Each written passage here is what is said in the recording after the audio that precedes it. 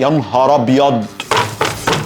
اوه، معروف ان الاطعم الزرقاء احلى بكتير من الصفرا. حسام تختخه كده. السناك الرابع عنيف قوي. ازيك يا ضي اصلا؟ الحمد لله اللي لونك لون البحر يا غدار. ده انت شكلك عايز تتربى بقى بالبلوفر اللي انت مدفي بيه صدرك ده. انت قدها؟ ايه تحب تشوف؟ ياض انت اخرك طعم الجبنه والليمون والمانجا. على فكره كل الاطعمه اللي قلتها حلوه يا ضغوط، ولا من غير هري كتير. جاي تحدي؟ انت تتحداني انا؟ طب تعالى لي يا لوزر. بس صلي على النبي انت وهو، انا هدور لكم التحدي ده. حصلت عند المانجو ظاهره غريبه جدا، لقيت كذا حد طالب في الكومنتات يا مانجو اعمل تحدي بين السناكات الزرقاء والسناكات الصفراء، واكيد المانجو ما يتاخرش عن المانجوز، رغم اني مستغرب الطلب ده جدا. تعالوا نعمل التحدي ما بين الاثنين ونشوف مين فيهم ياخد ختم الاستاكه. ريح لي ظهرك بقى كده وودي. مبدأ الكلام كل المنتجات اللي معايا النهارده معانا. التحدي الاول نودلز. ايه اغرب نوع نودلز او طعم كلته في حياتك؟ فراخ، لحمه، خضار، سجق؟ اطلاقا. السناك الازرق اللذيذ ده بطعم التفاح والبيض ضد السناك الاصفر الغلبان ده بطعم الجبنه. مكتوب على الازرق بقى ان هو 3S سبايسي وسويت وساور، والجبنه كاتب لك ان في بودره جبنه جوه. غلوبه قوي. درجات احنا سمعتنا وحشه. سوي الاثنين ونبدا التحدي. رجعنا. ده النودلز الازرق وده الاصفر. هبدا بالازرق. بصوا الدخان عامل ازاي. بسم الله. هو ده انا مش هطلق عليه غير اسم واحد بس، اندومي الفرافير.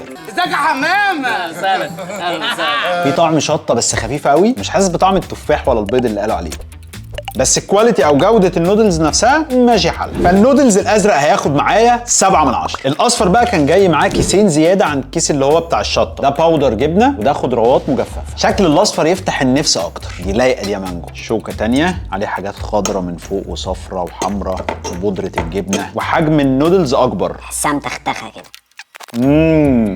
طعم النودلز حلو قوي، الجبنه والخضروات اللي عليها مديها طعم استاك. فالنودلز الصفراء 9 من 10. 1-0 للسناكات الصفراء. اللي بعده. يا ابني حرام عليك، نسيتنا حصلة الخير يعني. زي ما احنا متعودين بنحط اللي ربنا بيقدرنا عليه في حصلة المانجا او حصلة الخير، عايزين بقى نبدا نطلع المبلغ ده ونفرح بيه ناس تانية. وديني يا ابني على التاني. روح يا شيخ الله يعمر بيتك. كرانشوز، بطاطس ستيكس بطعم الجبنه وبطاطس ستيكس بطعم الكاتشب. بس انا عندي سؤال، ليه طعم الكاتشب وازرق؟ مش المفروض يبقى احمر؟ المنتج ده عباره عن بطاطس متقطعه رفيعه جدا جدا جدا، ومحطوط عليه بقى الفليفر والتوابل والحبشتكنات اللذيذه دي. ده شكله من جوه اهو ستيكس كده، بس شكل البطاطس نظيفه.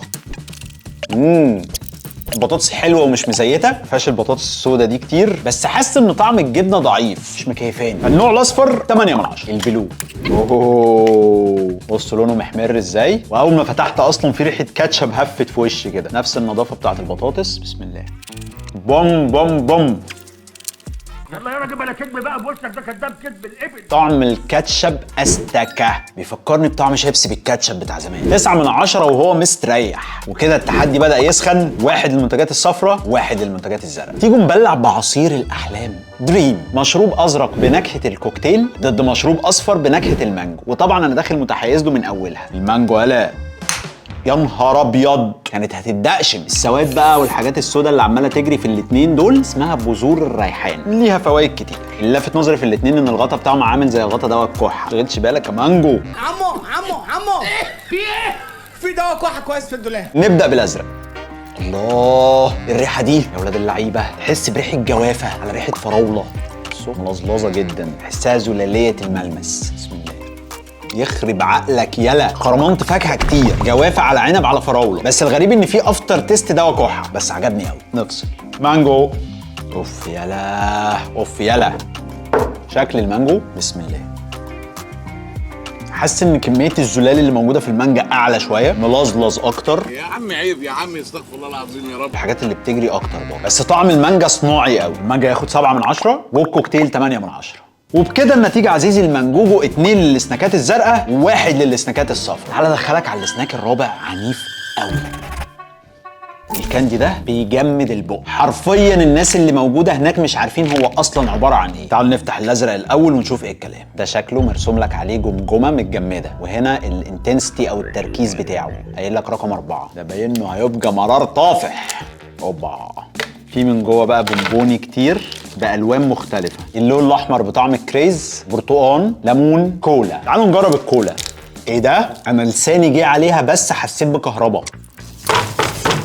اوه دي بتطلع على النافوخ على طول. دي اكتر حاجه صور انا دقتها في حياتي، انا حرفيا زغللت. لما بتاخد بقى الصدمه الاولى بيبدا يظهر هنا كده حاجه عامله زي الهولز، حاجه كده زي النعناع، تديك احساس التلج مع لمحه الكولا في الطريق. جامد، ولو بتحب الحاجات الصور هيكيفك قوي. بس انا ليا عليه تعليق واحد بس، في سنه مراره كده في الطريق مش عارف ايه سبب. السناك الازرق 8 من 10. ندخل على الاصفر، وده عباره عن لبان بالميلك شيك.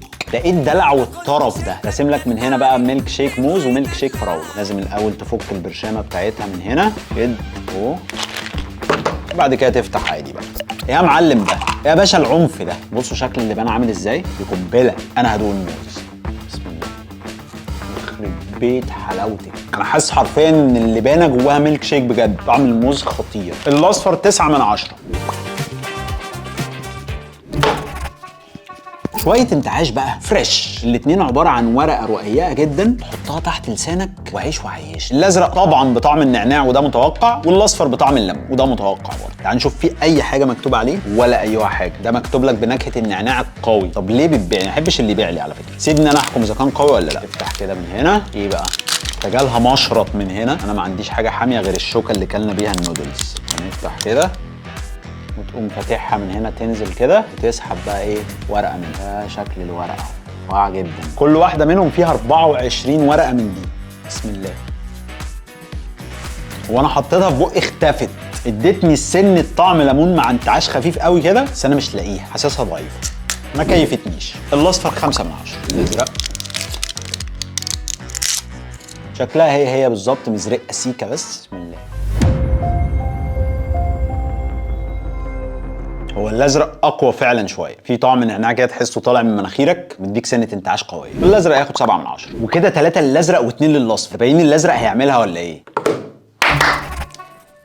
شويه بروتين. الاصفر ده عباره عن رينجز او حلقات كده، سناكس حلقات بطعم الجبنه، وده شكله. اما الازرق بقى فهو حاجه غريبه جدا، سناكس برضو بس على شكل طاقيه كده، ومصنوع او معمول من الحمص، ده بطعم الرانش. الاتنين فيهم نسب بروتين، ده 10 جرام وده 11 جرام. نبدا بالازرق. ده شكله من جوه اهو. ظابطينه قوي. طعم الرانش خطير. السناكس نفسه طعمه مختلف جدا غير اي سناكس انت ممكن تدوقه في حياتك. حاسس فيه بطعم حمص بجد. بتاع ده 9 من 10 وقتي. هوبا. الاصفر ايه ده؟ ده شكله ومدي على برتقاني غامق قوي، حاسه محمل شويتين. اوه، سناكس مختلف برضه. طعم السناكس حلو قوي، طعم الجبنه تحفه. تحس ان الجبنه كده زي جبنه ناتشو، مكتوب عليه ان هو مخبوز مش مقلي، ومكتوب عليه كمان ان هو فيه فيتامينات. طب ما انت حلو. اسم النبي حرصك وصينك وضمنك ياد لامك وحبايبها وجيرانها وجيران الجيران. بس انا مشكلتي الوحيده معاه ان الفليفر عالي قوي، الجبنه تقيله جدا فمدياني سنه حدوقيه كده. ما اقدرش اقول انه وحش، ما اقدرش اديله اقل من 9 من 10. ترى الازرق هيعملها؟ تعالوا نشوف. مشروب منعش ولذيذ. الازرق بطعم التروبيكال فروتس، والاصفر بطعم الجوافه المتالق. يا اخي يخرب بيت تهويلك. اما نشوف المتالق ده بعمل ازاي، وهبدا بيه. ادي الجوافه، بس مش عارف ليه هي محمره شويه. بسم الله. طعم الجوافه حلو بس خفيفه شويه، مش حاسس ان فيها حاجه مختلفه عن اي مشروب جوافه موجود. فالمتالق هياخد 7 من 10. التروبيكال ده بقى بتقوم عامل كده، اثبت. هي بتفور ولا ايه؟ بتقوم شادد بقى كده. اوف على الريحه. انا بس عايز اعرف هو ده لون الازازه ولا هو لون المشروب كده؟ لا يا باشا، ده اللون كده، لونه جامد قوي. راجل قوي، ذكر قوي. بسم الله يا ولدي الجامده. تحسوا فيه طعم ليمون، الصودا تقيله قوي وجامده قوي. تحس فيه طعم الحاجات الاستوائيه كده، باشن فروت والحاجات دي. جامد لازم. 9 من 10.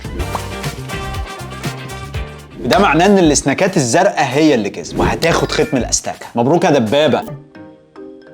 يعني بسم الله الرحمن الرحيم، ولا اي احساس. كده كده كان شيء متوقع اصلا. معروف ان الاطعم الزرقاء احلى بكتير من الصفر، وده اللي انا كنت بحاول اقنعه بيه. الملعب هو اللي باين.